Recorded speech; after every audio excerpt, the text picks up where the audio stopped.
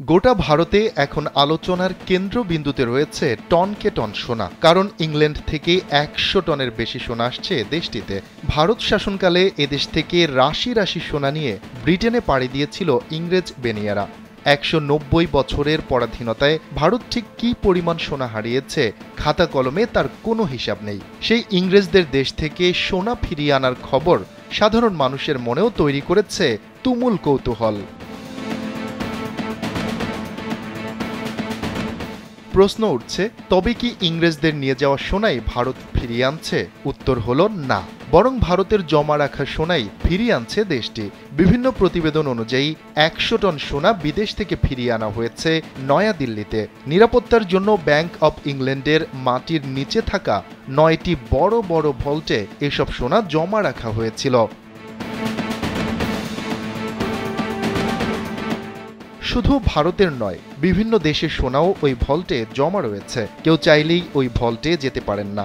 একমাত্র ইংল্যান্ডের রাজা বা রানী ওই ভল্টে যেতে পারেন এবং জমা রাখা সোনা দেখতে পারেন।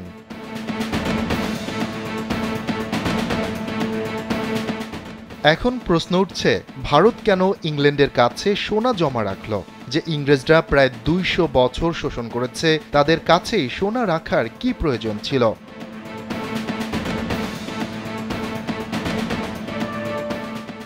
জানা যায় ১৯৯০ সালের দিকে তেল আমদানিতে মধ্যপ্রাচ্যের দেশগুলোর ওপর নির্ভর ছিল ভারত। কিন্তু উপসাগরীয় যুদ্ধের ফলে তেল সংকটে পড়ে নয়াদিল্লি। অন্য দেশ থেকে তেল কিনতে প্রয়োজন পড়ে বিপুল ডলারের। তাই কিভাবে ডলার পাওয়া যায় তা খুঁজতে থাকে দেশটি। তখনই সোনা বিদেশি ব্যাংকে রাখার পরিকল্পনা মাথায় আসে। তবে আমেরিকার দৃষ্টি এড়িয়ে সোনা অন্য কোনো বিদেশি ব্যাংকে জমা রাখাই তখন বড় চ্যালেঞ্জ হয়ে দাঁড়িয়েছিল। জানা যায়, গোপনে ব্যাংক অব ইংল্যান্ড এবং ব্যাংক অব জাপানের কাছে সোনা জমা রাখে ভারত। তার বিনিময়ে নেয় ডলার। আর বিদেশে জমা রাখা সেই সোনাই ভারতে ফেরানো শুরু হয়েছে, যা নিয়ে নতুন করে শুরু হয়েছে আলোচনা।